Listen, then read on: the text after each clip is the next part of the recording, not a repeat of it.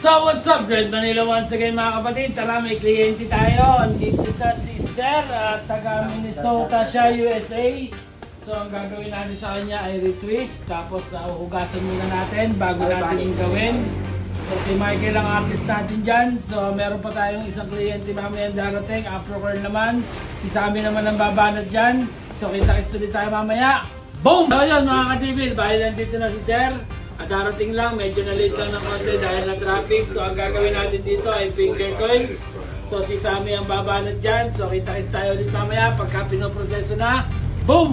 At ito na nga, pinroseso ko na ang ating Black American na kliyente mga kadibil. Nakita nyo naman kung paano kukuskusin ang napakatindi ang buhok ni Sir. Dahil nga gusto niya raw ay malinis muna ang kanyang buhok bago natin i-repair. Pagpasok nga nito kanina ay akala ko si Snoop Dogg na dahil napakatangkad mga kadibil. Alis 6'5 ang height niya. Nagmukha tuloy akong unano pagkatabi ko siya mga kadibil. At syempre pagkatapos nating hugasan ay patutuyuin muna natin yan para ma-repair natin ng maayos. Medyo inabot din ng ilang minuto si Michael dyan sa pagbublower sapagkat napakahaba na rin ang dreadlocks nito ni Sir.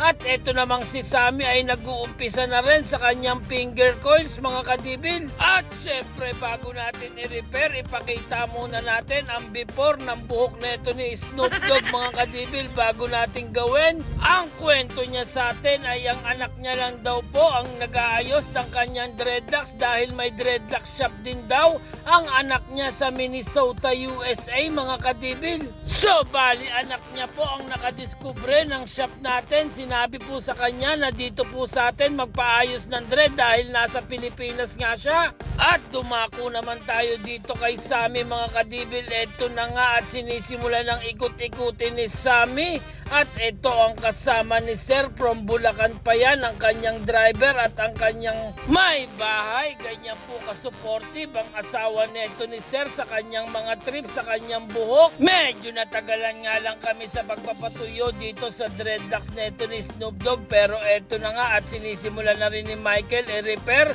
At si Sammy medyo marami-rami na rin naiikot-ikot. Tingnan nyo naman kung gaano kabilis gumawa ng finger coils etong si Sammy. Kung natatandaan nyo ay ilang beses na yan pabalik-balik din dito si Sir dahil hindi niya rin maintindihan kung ano bang hairstyle ang gugustuhin niya. At eto na nga medyo nagdikit-dikit na rin dahil medyo matagal-tagal din siyang walang repair mga kadibil. Dapat ay retwist po ang gagawin namin dito sa kanya pero dahil nasa Pilipinas siya, pinayuhan ko po siya na method po ng Dread Manila Shop Salon ang gagawin namin pagre-repair sa kanya para matesting niya naman ang mga gawaan ng Pinoy mga kadibil. Hindi yung basta-basta na lang i-retwist ang kanyang dreadlocks. At wag na nga nating patagalin mga kadibil. So eto na po ang kinalabasan ng full head repair ni Snoop Dogg. Nakita nyo naman yan mga kadibil. So kayo na po ang umusga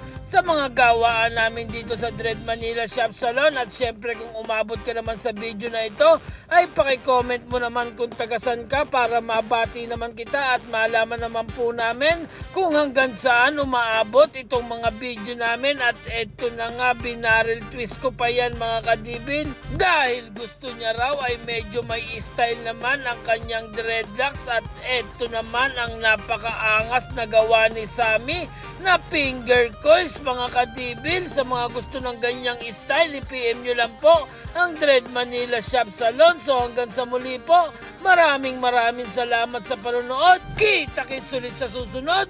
Boom!